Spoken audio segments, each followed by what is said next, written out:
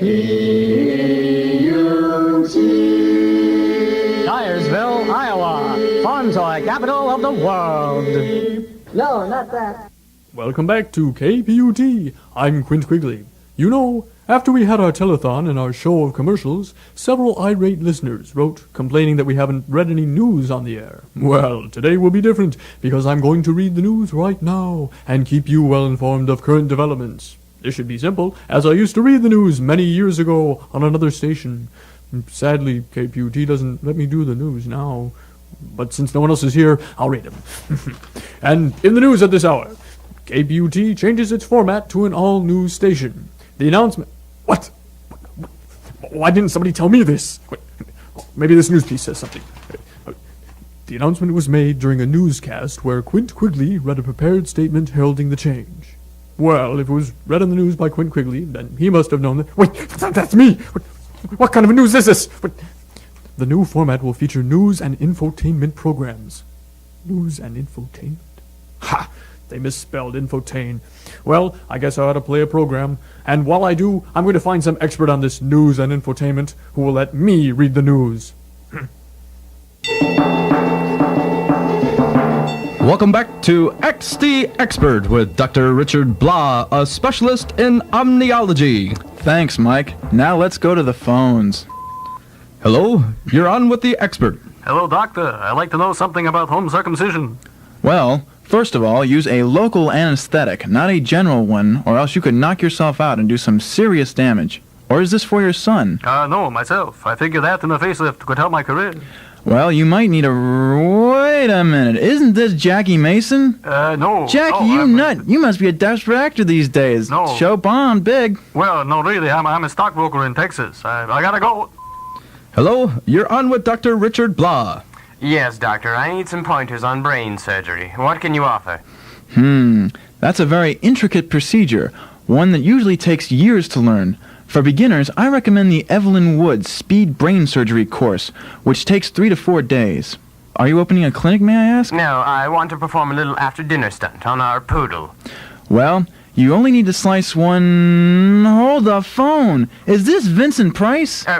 Vinny, you monster! Hey, is this horror flick gonna be made on TV or what? I hear my guests now. Toodaloo. Hello, you're on with Dr. Richard Blah. Doctor, I'm writing a novel and I'm searching for synonyms for orgasm. Can you help? Yes. Blowing the dam, erupting the volcano, detonation, pow, and Mae West, who had many... Wait a second!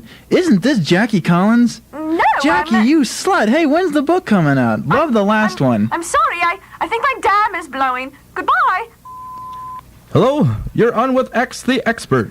Doctor? I couldn't believe it. It's at least Hello? 15 inches. Hello? Doctor, how can you get rid of someone? You know, like, legally kill somebody. I can't believe this. Well, I know a group that's looking for a few good men, and I could give you... Hey, wait a minute. Is this John Westheimer? No, And the doctor and the audience... Have you been having bad sex lately, John? Yes, no, Really bad? would you please help me? Sure. Just stay on the line and we'll talk right after the show. Tune in tomorrow for X the Expert. For Dr. Richard Blah, this is Mike Noble Hey, saying... wait a minute. Aren't you Walter Cronkite? Hey, yo, Rick, it's me, Hey, Mike. I'm the expert here. Walter, you nut. Where you been hiding? Hey, I love the Universe show. It was great.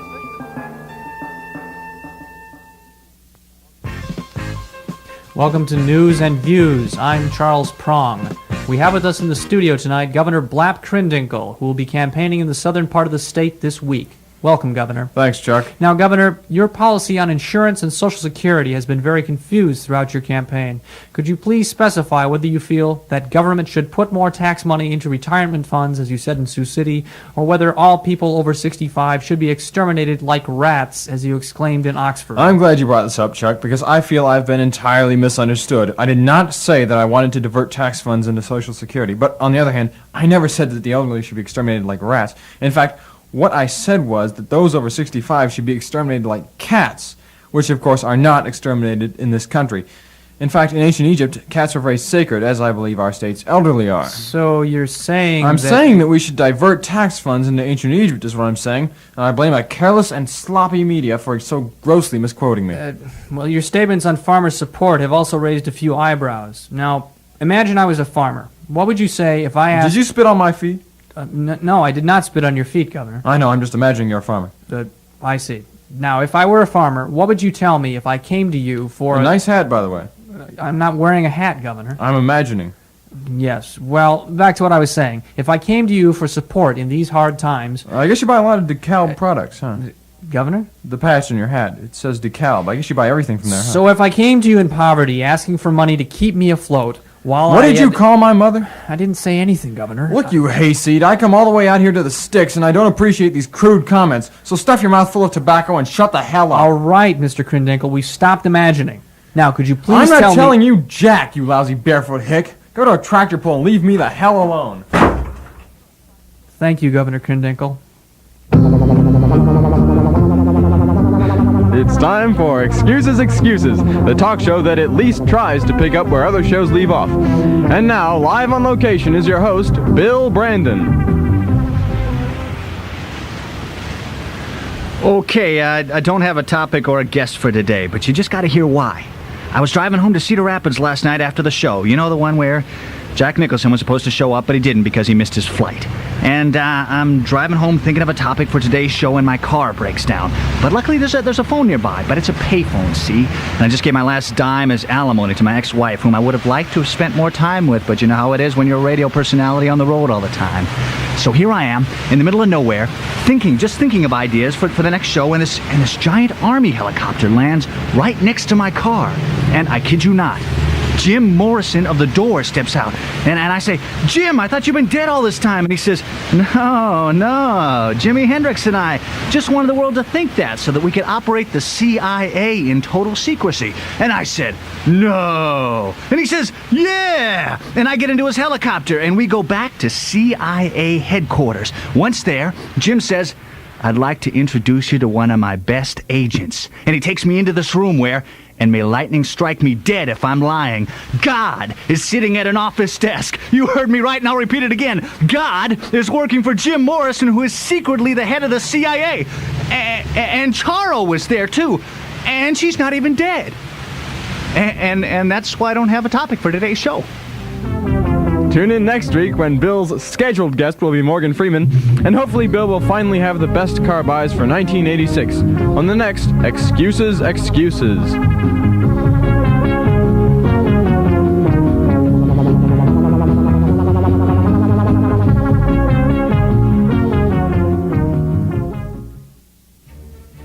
Good evening, and welcome to People Who Make a Difference. I'm Scott Grapple.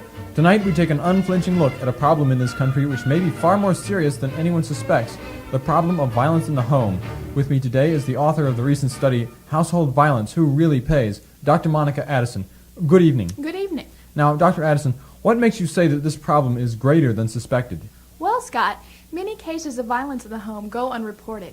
It is believed that only 3 out of 7. 3 out of 7 dentists recommend stainless sugar-free gum for those pesky hemorrhoid flare-ups. Oh, it's Mr. Brain Damage. Always a pleasure to have you on the show. Certainly more fun than having the show on me. Dr. Addison, why are the police and other law enforcement authorities unable to fight domestic violence more successfully? Many times the victim is afraid that police will only make the situation worse. Worse than a nurse with a purse and a hearse in reverse? Yes, worse than even that. Scott, who is this idiot? He's Mr. Brain Damage, a regular visitor on People Who Make a Difference. Now I shall make a difference. This is your chair. Hey! And now it's different. Yay! Look, can we get on with this damn interview? Yes, of course. Could you please tell us of your experience with domestic violence? I had an uncle who was a victim of violence. In fact, he was attacked by an entire string quartet. Look, pal, get out of here before I kick in your head. Well, it wouldn't make a difference. That's it. Fine, I'm leaving. The book is Violence in the Home, Who Really Pays. Well, not me. I could barely afford a new pair of shoes.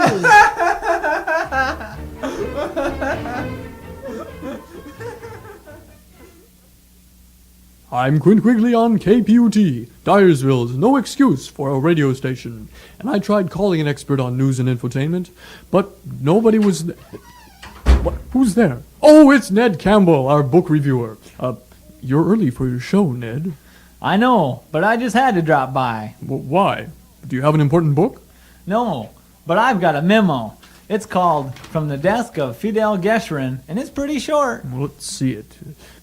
Please change the format again, as the station is unlistenable. Signed, the general manager? But we just changed it. Oh, and I was just getting used to the news again. That sounds like a book I just read. Men Who Love News and the Women Who Leave Them. What are you going to do? Oh, this wasn't a soap opera. Yeah, but you can always change the channel on a soap opera. Change the channel? That's it! Ned, you're a genius! I am? Your idea is fantastic. We're going to broadcast television over the radio. I know how to connect that TV set in the studio with the radio board. We'll just change the channel and play them. Great! Now I can show my books to a viewing audience. No, Ned, they'll just have to hear you turn the pages. Gentle listeners, KPUT is connecting itself with WWWL-TV to play TV shows all the time. And we now join a game show already in progress. Okay, begin. Porter McCumber, William Langer, Edwin Ladd, U.S. Senators from North Dakota. Rhode Island's ratification of the Constitution, Ohio admitted into the Union, Eldridge Berry became vice president. Major U.S. events between 1789 and 1825. Muhammad Ali Raji, Jovi Bohomner, Mohammed Youssef. Arabs who died in 1981. Acceptance, impressions, hitherto. Long words. Acceptance, hitherto, such. Words used by John Adams in his farewell address. Robert Spivak, Robert Trout. People whose names are Robert. Robert Spivak, Elmer Lower. Winners of the Emerson Award for Distinguished Service to Broadcasting. Last category, go. Miami, Orlando, Daytona Beach. Places that are warm. Miami, Orlando, Florida City. Places visited by Walter Mondale in 1974. Miami, Florida City. Tampa, Florida City. Cities where population is between 340,000 and 1.7 million. Florida City. Fort Lauderdale. Places whose average autumn temperature is 76 degrees. No. Tallahassee, Florida City. Jacksonville, Florida City. Places people go during spring break. Cities east of Texas. Florida City. Miami, Florida City. Cities south of the Carolinas. Places where homeless people live. Communities that produce sugarcane, cotton, peanuts. Cities with a common governor. Florida City. Florida City. Towns whose pastime is gardening. Florida City. I said Florida City. Places where the favorite drink is orange juice. No, Florida City. I'm sorry. We're out of time. You are so close to the $30,000. The answer was cities who most actively enforce their pet on the leash laws.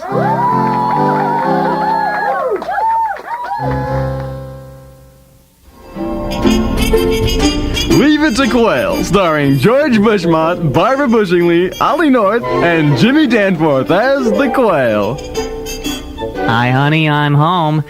What happened to your hair? Well, I had it done today. It's white. I stopped dyeing it. I also solved my thyroid problem, paper trained all the puppies, mended all my dresses so I won't have to buy lots of new ones, read to the neighborhood children even though my eyesight is going, and I knitted a flag. How's your day, dear? Well, not too good. Got a call at work today from Quayle's principal. He says that Quayle is doing pretty poorly in his classes, and if he doesn't start doing better, he might get drafted. Is he home from school yet? Oh, no, not yet. I'll get dinner started, feed the puppies, and redecorate, and you can have a talk with the Quail. All right. Hi, Dad. What's Grandma doing here? That's your mother, Quayle. Now, son, I've talked with your principal today. He says you're not doing well in some of your classes. Gee, Dad. Like what? Well, your 20th century history class, for one. Golly, Dad. What do I know about the 20th century? I never did no living then. Quayle, this is the 20th century. Your teacher says you flunked your World War II quiz. Oh, gosh, Dad. You told me that Pearl Harbor Day was September 7th. That's enough, Quail. Also, your German teacher says that you've mangled the language. All I said was that I was a jelly donut. Now, Quail, if you don't start doing better in school, you may have to join the Marines like your brother Ollie, and not the National Guard Reserves. After dinner, I want you to go straight to your room and study until it's time for bed, and no Nintendo. Oh, honey, I think you were a little hard on the Quail today. Well, maybe you're right. I'll go talk to him. Hi, son. About ready for bed? Yeah, Dad. Well, I just wanted to tell you that as long as you do your best, your mother and I are proud of you.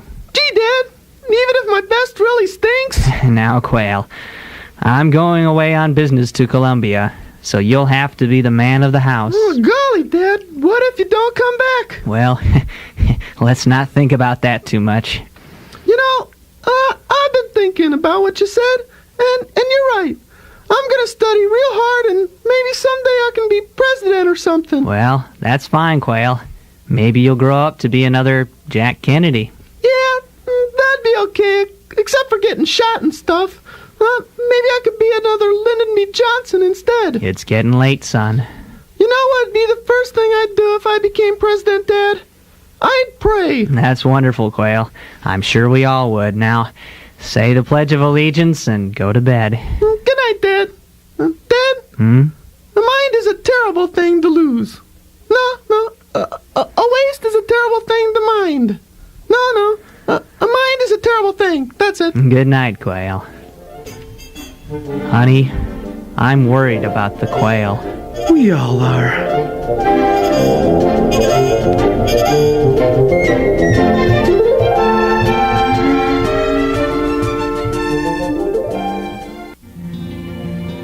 First there was the movie The Long Riders, then there was the movie Young Guns, then there was the TV show The Young Riders, and now, from out of the West, comes Long Guns! Is that a rifle in your pants, or are you just happy to see me?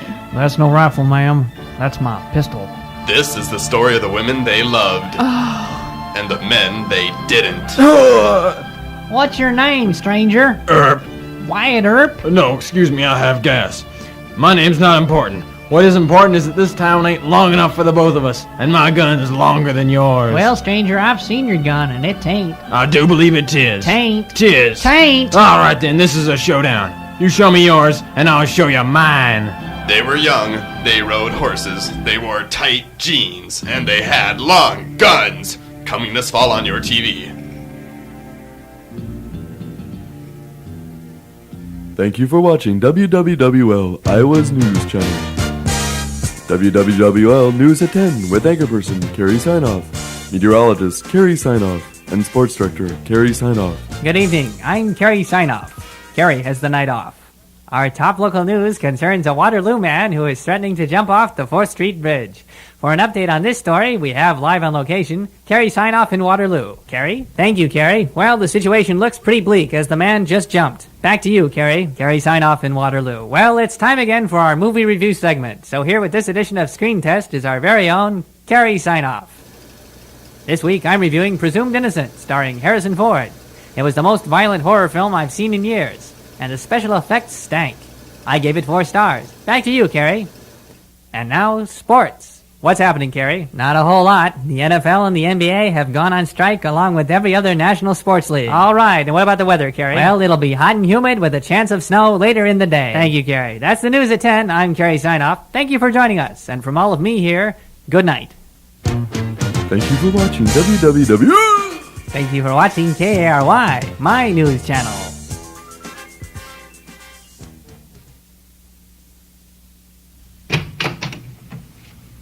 Hi. Do you have the new video cassette, Breathless, Blind, and Bent Over? You mean the video of sports' all-time greatest groin injuries? That's a fantastic video. So you do have it? Yeah, but sorry, it's not for rent. You can only get it by ordering SI. Sports Injurious? You know, I was thinking about subscribing. Well, now's the perfect time. Order now and get 24 issues plus the video, Breathless, Blind, and Bent Over, free. Free? You get 2 hours of the most painful blows to the groin area ever captured with your paid subscription. Take a look. Oh, I hope he had all the kids he wanted. He's going out to become one of the cheerleaders. Oh, that was so hard, I bet his son felt it. This is great. How do I order? Just call toll-free. 1-800-555-RACK. And order a year of Sports Injurious and get Breathless, Blind, and Bent Over free. What was that number again? That's 1-800-555-RACK. Thanks. I'm going to run right out now and order my SI right away. Watch out for the... Oh!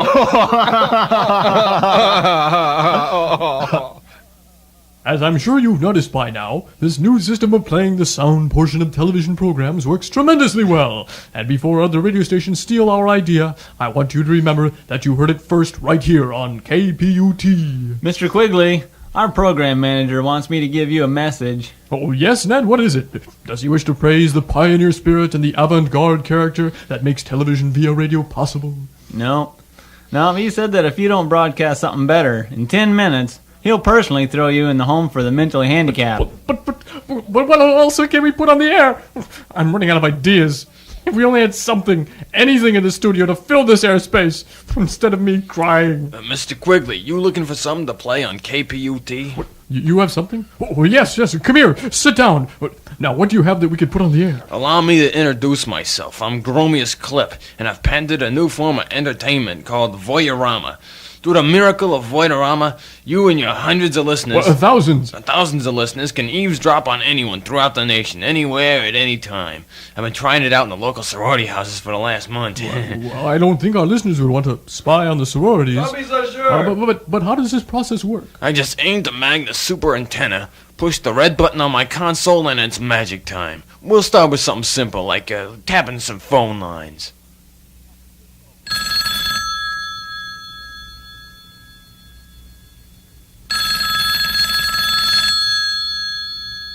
Hello? Hey, Gabe. Oh, hi, Emil. Still working on that movie, buddy? Yeah, I've got about half the screenplay done, but I don't know. It's not going so good. Yeah? Yeah, I'm thinking of giving it up and starting on another movie. Well, listen, pal, maybe you need a break. I called you up tonight to see if you wanted to go to the cinemas and catch a flick. Oh, that sounds fun. Yeah, well, and by the way, I got an idea for the movie. What movie did you want to see? No, I got an idea for your movie, the one you're working on, but we can meet about that later. You need a break tonight. So when do you want to meet? For what? For the movie. You mean the movie we're going to get together on, or the movie I called you up about? I mean the movie where you wanted to meet me and then go to the cinemas. You want to meet at the cinemas and talk about your movie? No, I want to see a movie at the cinemas. I actually like to see my movies at the cinemas, but that'll be a while. You mean the movie you're working on? Well, yeah. When do you want to get together and talk about it? Well, we can put that off for later. I just want to see a movie tonight. You got any suggestions? Well, I got some ideas. For the movie I'm working on or for the movie I'm not working on? Well, it's the one you're not working on. It's one of the theaters. None of my movies are at the theaters, Emil. No, Gabe, look. At the movie? No, look what I'm trying to tell you. Forget about everything else.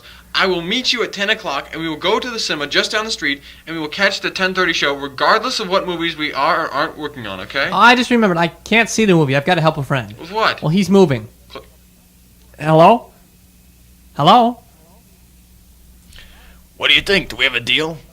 But Mr. Clip, isn't invading people's private lives for public amusement morally reprehensible and illegal? Shut up, Ned. Well, legally speaking, in terms of the law, then yeah, I suppose it is. But we're not dealing with the law here. We're talking entertainment, viewership, numbers. You think tapping phone lines will bring in numbers? Hey, we're not just talking phone lines, we're talking anywhere. The Corn Palace, the monument to the biggest prairie dog in South Dakota, the Liberace Museum, or even the halls of Congress. Check this one out.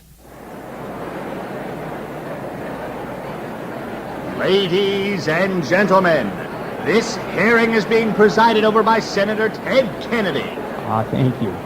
This subcommittee, composed of the other senators and myself, is here to determine whether the National Endowment for the Arts should continue funding public television, specifically in the area of programming for children. The first to speak will be Mrs. Tipper Gore. Mrs. Gore? Thank you, Senator. As a parent, I'm deeply concerned about the quality of children's programming on public television. We've been told that the shows are more wholesome, more educational, and of higher quality than network programs. But that's a lie. I like Mr. Rogers and Sesame Street, I do, And I don't think their funding should be stopped necessarily, but I feel the shows need a warning label cautioning parents, and they should be broadcast at a time when children are unlikely to see them. What is your evidence that such programming, expressly intended for young viewers, should be denied to children? Well, take Sesame Street, for example. It's educational, but it educates our children of America on the ways of the street. It's set in an inner-city neighborhood, and we all know what goes on there. No, Mrs. Gore. What does go on there? Gang warfare, rampant crack and intravenous drug use, and incessant pagan behavior. Are these things we want to be showing our children? Certainly not, if this is true. But what sort of specific proof do you possess? Bert and Ernie, adult bachelors living together. Now, sure, they have separate beds, but we don't know what they do when the cameras are off. Possibly spreading the HIV virus? Sesame Street already has one character wasting away from AIDS, Snuffleupagus. This sluggish, wobbly monstrosity has been slowly deteriorating, just like another character, Big Bird, whose skinny legs and jaundiced exterior allude to acquired immune... Mrs. Gore, you're referring to puppets, inanimate objects that could never contract diseases as such. Well, take Mr. Rogers. He's always wearing a sweater, so he's always cold. He takes off his jacket, puts on a V-neck. He's always cold. Now, this may not mean that he's infected with AIDS, but he certainly has the AIDS-related complex, which makes him a possible threat to his neighbors and everyone in the land of make-believe. Thank you for your testimony, Mrs. Gore. I'm not finished yet. Thank you, Mrs. Gore. Al, they won't let me finish. That's okay, let's go. But Al...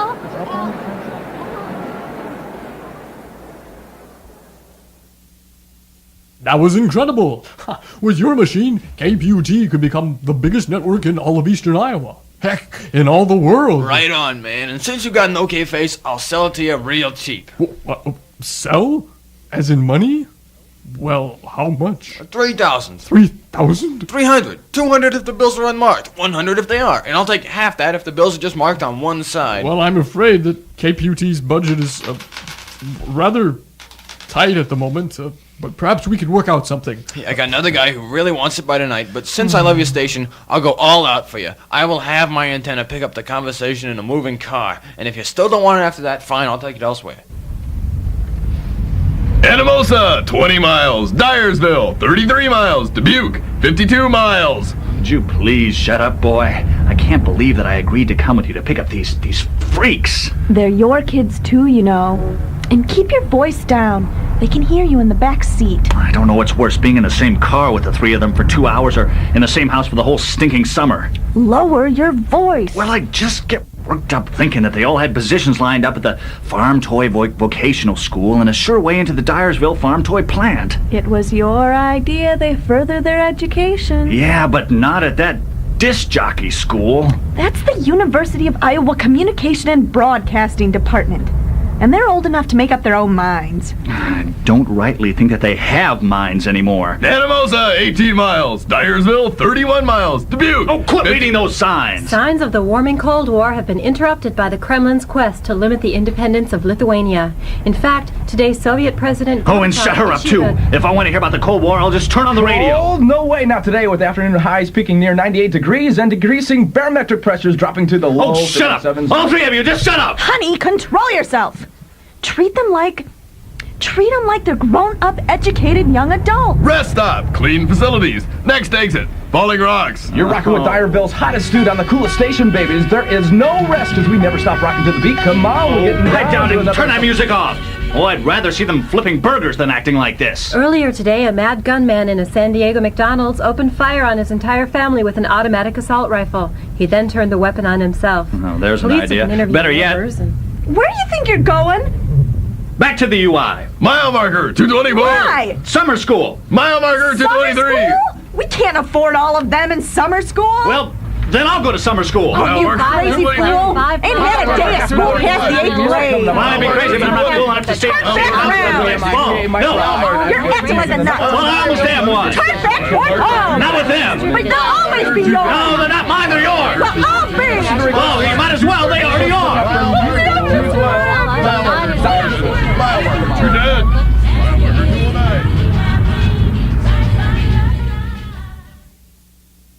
Excuse me. Are you Gromius Clip, alias Clomius Grip, alias Momius Mip? No. You want him. I'll just be on my way. Gromius Clip, you're under arrest for the theft of the Zeta-1 surveillance device stolen from the Central Intelligence Agency of the United States of America. God bless her. I blame it all on my harsh upbringing. Well, I'm glad I could help you, Mr. Agent. Not so fast, Squirrel Bait. I'm arresting you as well for being an accessory to theft, for looking stupid, and for anything else I can think of on the way to the station. But I have a show to close. Get your hand off me. That's all for today, folks. Thanks for listening to KPUT, and tune in tomorrow. Mr. Quigley? Set up the show, Ned. Me? But I was gonna...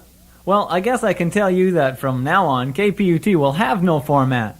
We'll play various shows and cut back on our staff. This way, more money can go to our general manager. So this is Ned Campbell saying, Mr. Quigley, I hope you make bail. See you next time. KPUT was produced by members of the radio comedy class Spring 90. Special production by Hector DeJean, Glenn Keenan, Brian McDermott, and Stephen Scholes. Special thanks to Laura Horton and Lori Wonder. Tune in 5:30 on some Friday in the future for another episode of KPUT. Kput.